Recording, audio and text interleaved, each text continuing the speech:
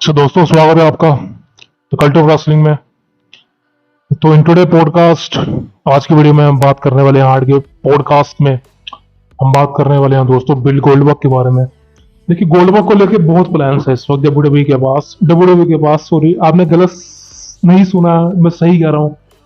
WWE के पास Goldberg को लेके बहुत अच्छे प्लान्स हैं।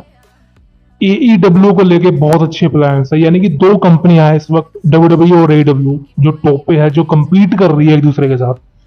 लेकिन अगर बात करें गोल्डबर्ग की, अब गोल्डबर्ग के ऊपर है कि उनको डब्ल्यूडब्ल्यू में वापस आना या एईडब्ल्यू के अंदर वापस आना। देखिए, आपने तो बहुत सुना होगा या न्यूज सुनी होगी या रूमर सुने होंगे कि गोल्डबर्ग डब्ल्यूडब्ल्यू के साथ रिलेशन खत्म हो चुका है, डब्ल्यूडब्ल्यू को छोड़ चुका है, डब्ल्यूडब्ल्यू को कुट कर चुका है या वहां से रिटायर हो चुका है। देखिए, ये बात सच है। देखिए, एलिमिनेशन चेंबर 2022 जब रोमन रिंग्स वर्सेस गोल्डबर्ग का मैच सेट हुआ था चेंबर के अंदर, वहां पर गोल्डबर्ग ने एक शर्त रखी थी विंस मैकमैन के सामने। गोल्डबर्ग ने कहा था कि मैं डब्ल्यूडब्ल्यूई के साथ आगे कॉन्ट्रैक्ट साइन करूंगा, बिकॉज वो लास्ट मैच था गोल्डबर्ग का जो वो रोमन रिंग्स के साथ लड़ना चाहते थे। उसके बाद नया कॉन्ट्रैक्ट विंस मैकमैन ने ऑफर दिया था गोल्डबर्ग को कि आप नया कॉन्ट्रैक्ट साइन कीजिए और हम आपको रिटायरमेंट मैच देंगे।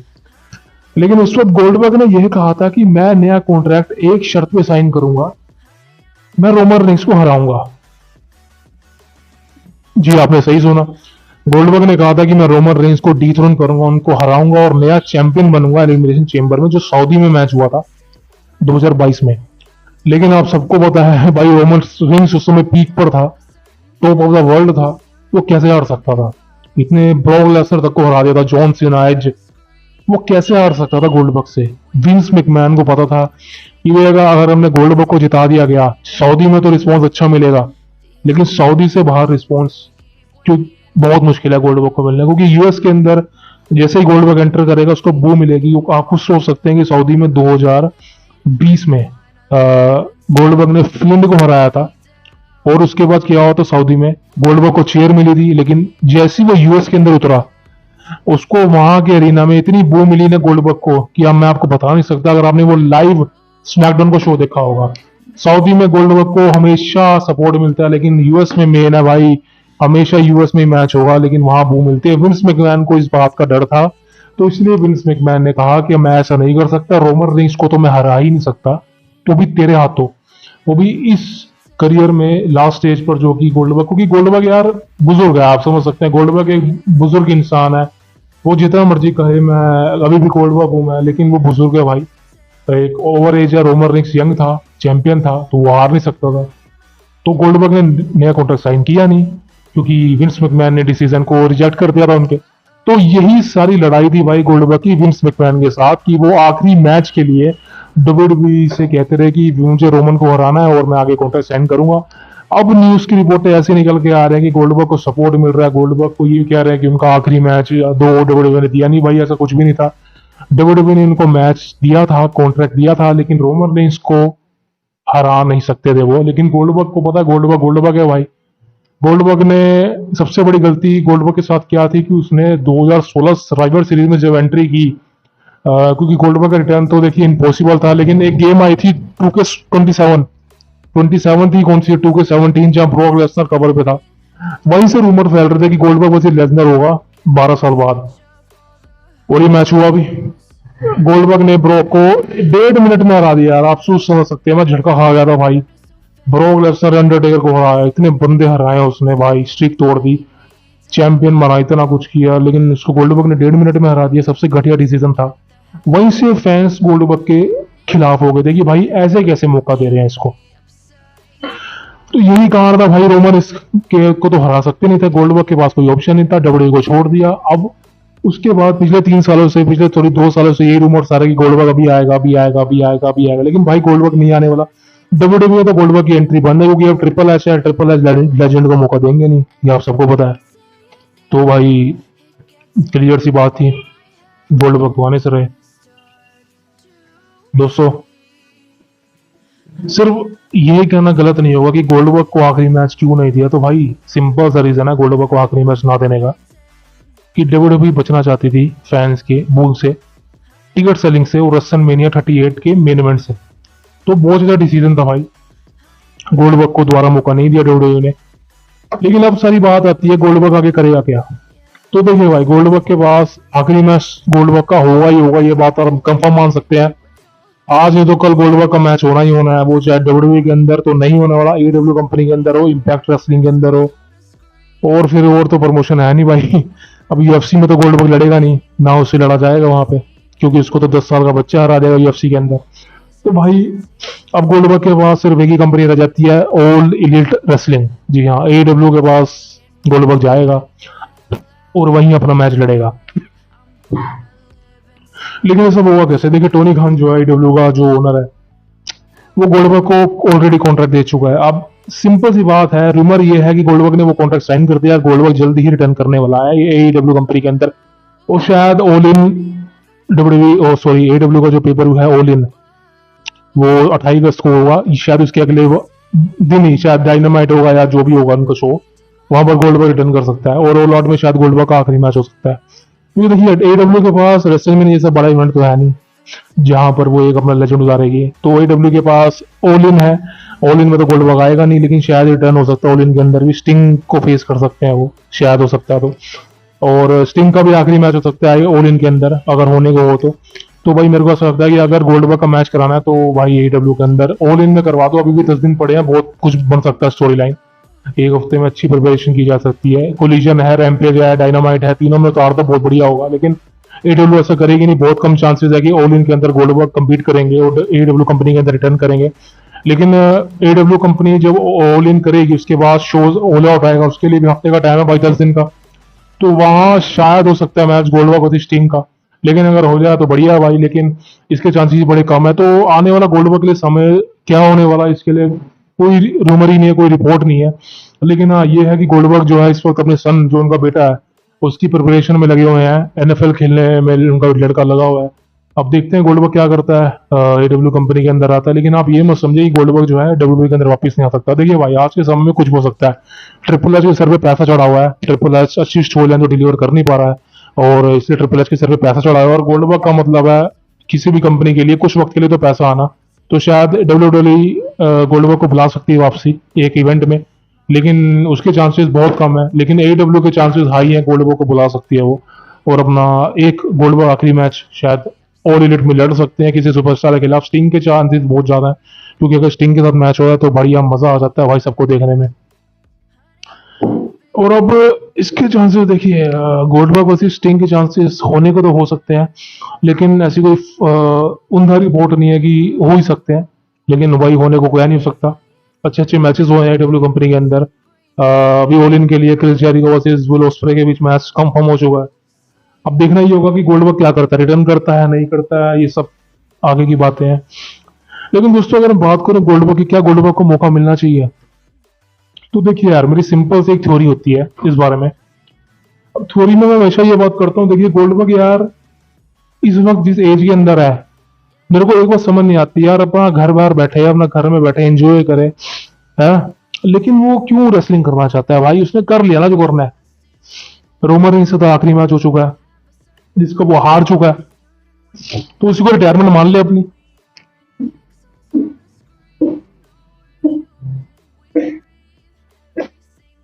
लेकिन नहीं भाई, इनको तो एक आखिरी मैच और चाहिए ताकि फैंस के बीच में ओवर हो सके है।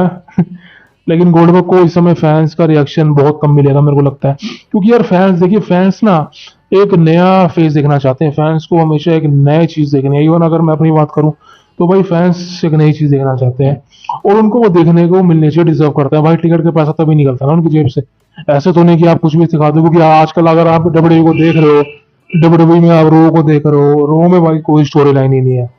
कोडी रोड्स के बाद ब्रॉक लेसनर की स्टोरी लाइन थी, लेकिन एंड हो चुकी है। अब कोई स्टोरी लाइन नहीं, मैंने आपको कल की पॉडकास्ट से बता दिया था कि भाई अब जो है कोडी रोड्स के पास कोई स्टोरी लाइन नहीं है, रोयल रंबल तक तो कोई भी नहीं है भाई, मेरे को लग रहा है ऐसा। हाँ, सर्वाइवर सीरीज में थोड़ी हाइप बन सकती है रो स्मैकडाउन की, अगर यार इन्वेजन करा दे भाई, रो वर्सेस स्मैकडाउन करा दो, मैं तो खुश हूँ उसमें। सही कह रहा है, वो बेस्ट था यार 2016, 17, 18 में जो होता था ना, वो सबसे बेस्ट सर्वाइवर सीरीज अब तक की जो थी ना, वो थी 2017 में। भाई साहब क्या मैचेस थे उसके अंदर यार, 5-on-5।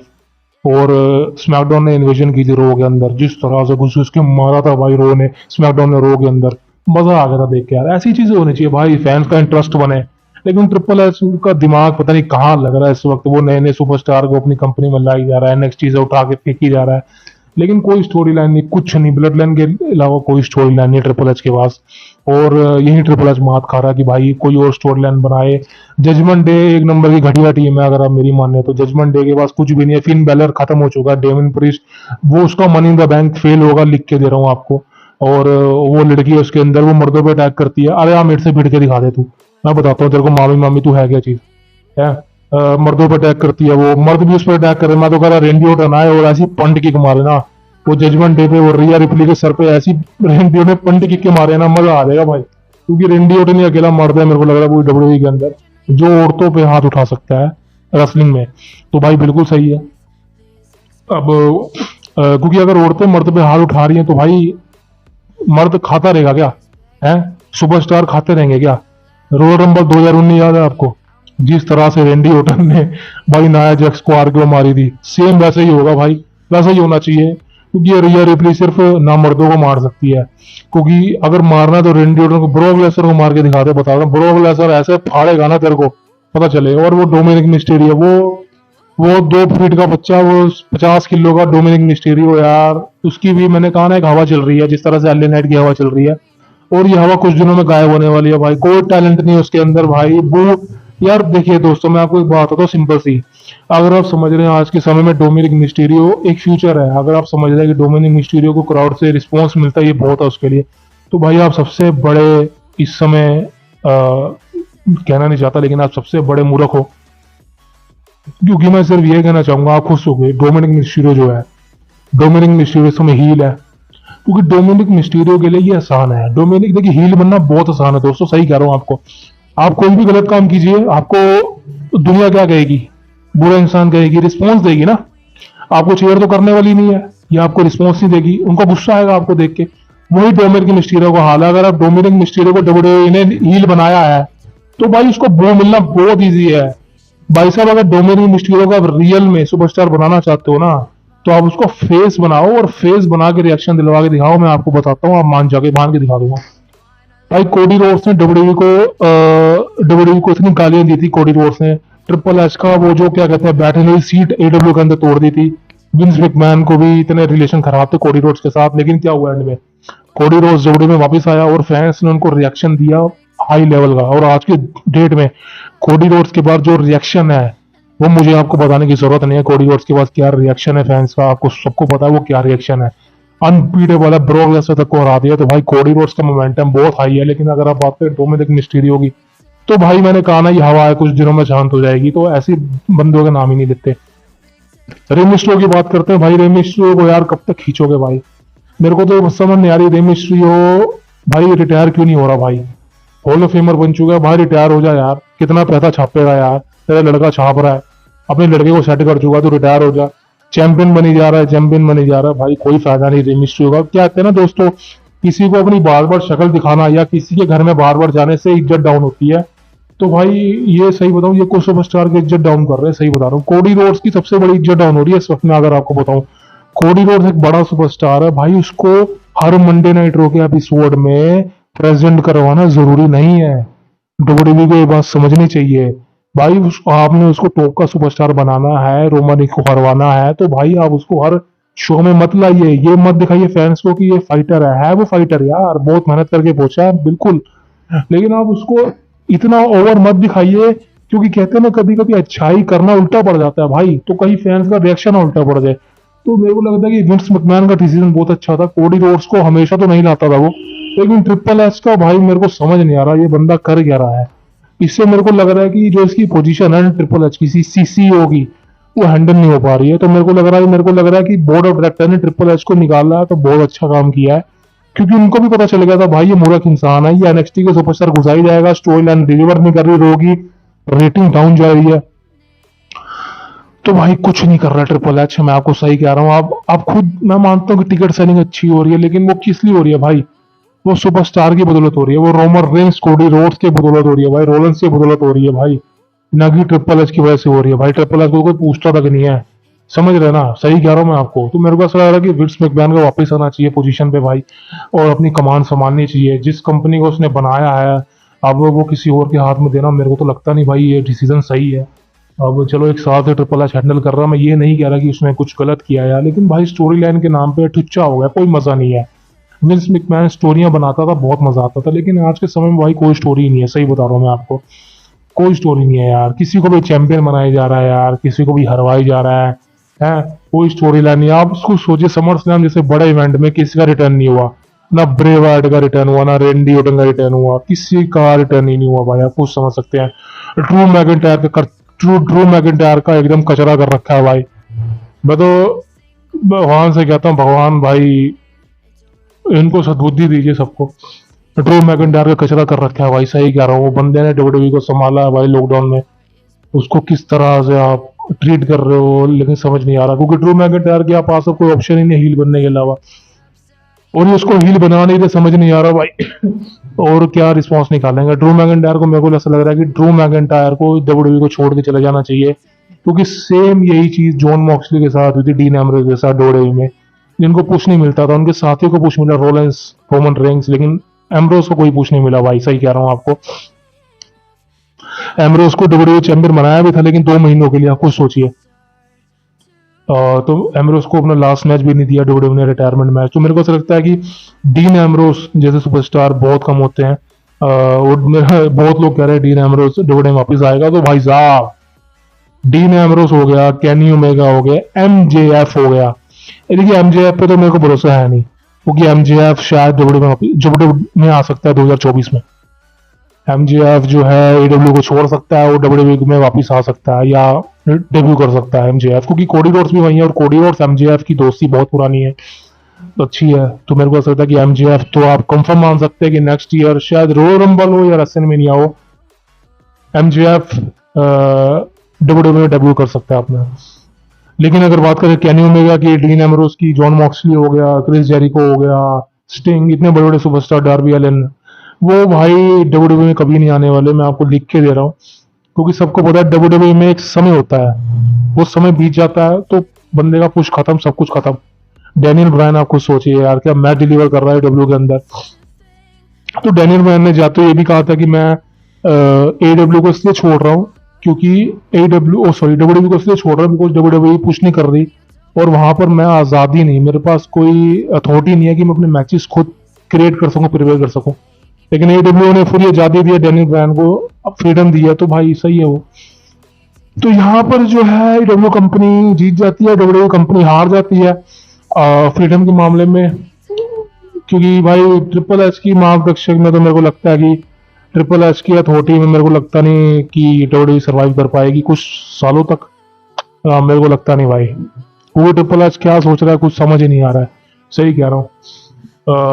शो की स्टार्टिंग जजमेंट डे करेगा, एंडिंग जजमेंट डे करेगा अब ब्लड लाइन की स्टोरी तो है नहीं, ब्लड लाइन की स्टोरी, अब ब्लड लाइन रिटर्न करेगी रॉयल रंबल में, तब तक के लिए कुछ भी नहीं है।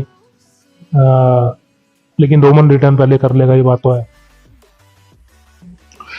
तो अब आगे क्या होने वाला है देखिए दोस्तों, आगे तो भाई कोई चांसेस ही नहीं है। अगर बात करें आगे कौन कौन से पेपर व्यू है, क्या होने वाला है, मुझे लगता नहीं कुछ चांसेस है, या कंपनी किसी को साइन करने वाली है या किसी को निकालने वाली है। हाँ, रिलीजिंग बहुत जल्दी होने वाले हैं, कंपनी रिलीजिंग बहुत जल्दी करने वाली है, और डब्ल्यूडब्ल्यूई और बहुत से सुपरस्टार को रिलीज कर सकती है।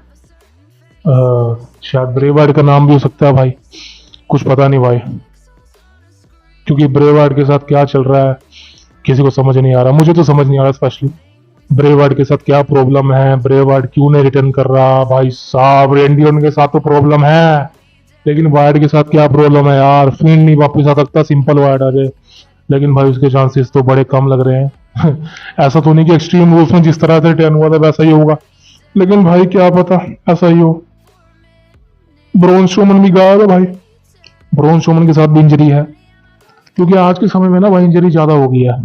प्रॉब्लम पता क्या हो गई है, प्रॉब्लम ये हो गया कि बहुत सारे सुपरस्टार भर लिए गए हैं और बहुत सारे मैचेस दिखाए गए हैं। भाई मैंने बहुत बार कहा है, अगर आप एंटरटेनमेंट प्रोफेशनल रेसलिंग को बना रहे हो तो आपको स्टोरी लाइन में ध्यान देना चाहिए, आपको सेगमेंट में ध्यान देना चाहिए, एक्टिंग में ध्यान देना चाहिए। लेकिन डब्ल्यूडब्ल्यूई सिर्फ मैचेस करवाती है, मैचेस नहीं देखने भाई, मैचेस के लिए पेपर भी पड़े हैं।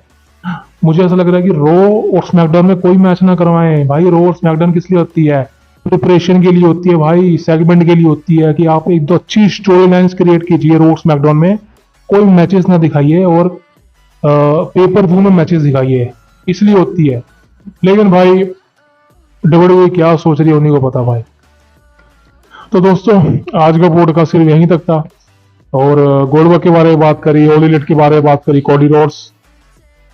अब देखते हैं भाई आगे क्या होता है, लेकिन फिलहाल कुछ मजा सा नहीं है, ना AEW के अंदर मजा आ रहा है, ना डब्ल्यूडब्ल्यूई के अंदर मजा आ रहा है। AEW कंपनी को देख लो यार आप मेरे को तो हंसी आती है AEW कंपनी के ऊपर कि भाई इतने महीने मिले, ऑल इन मई में अनाउंस हुआ था, इतने महीने मिले प्रिपरेशन के लिए भाई। टिकट सेलिंग मानता हूँ कि फुल हो चुकी है, लेकिन कोई मैचेस ही नहीं है ऐसा जिसके लिए इंटरेस्ट हो सके, क्योंकि कोई स्टोरी लाइन नहीं है।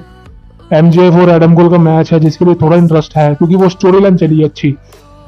CM पंक का मैचेस भी होना चाहिए, तो देखते हैं किसके खिलाफ होता है, समोजो में ना।